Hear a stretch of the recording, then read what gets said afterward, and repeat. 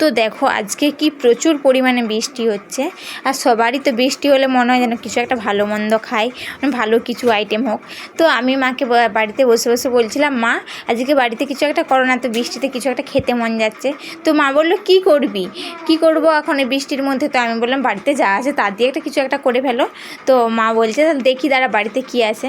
তো খুঁজতে খুঁজতে মা একটা সুজির প্যাকেট পেয়ে গেছে দেখো এখানে। তো মাকে বললাম মা সুজি দিয়ে কিছু একটা করো না। তো মা বল সুজি দিয়ে কী করবো বল। তো আমি মাকে বললাম মা তাহলে সুজি দিয়ে হালুয়া তৈরি করো না। তো দেখো মায়ের যেই বলা সেই কাজ, মা ডেকে পড়লো হালুয়া করতে।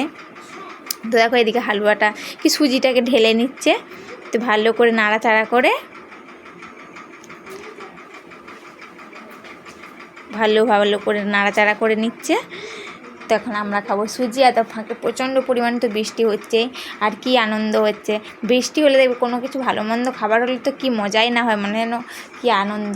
তো এইভাবে মা এখানে তৈরি করছে, আর আমি এদিকে ক্যামেরা করছি, আমার তো কাজটা এটা। তো দেখো মা এখন হালুয়া বানাবে বলে একটু একটু করে জল দিচ্ছে, আর আমি এদিকে বসে বসে দেখছি মা কীভাবে হালুয়া বানাচ্ছে। আমিও একদিন নিজে বানাবো, তোমাদের সাথেও শেয়ার করব আমার হালুয়াটা কেমন হয়, অবশ্যই তোমাদেরকে জানাবো। তো এটা এখন মা বানাচ্ছে দেখছি। মাকে দেখো হালুয়া প্রায় বানানোই হয়ে গেছে, তো কী সুন্দর ঝরঝরা হয়েছে। মা দেখাচ্ছে দেখ কত সুন্দর হয়েছে, তুলে তুলে আবার দেখাচ্ছে। তো আমাদের এখন হালুয়া করা তো কমপ্লিট হয়ে গেছে, এখন আমরা খাবো।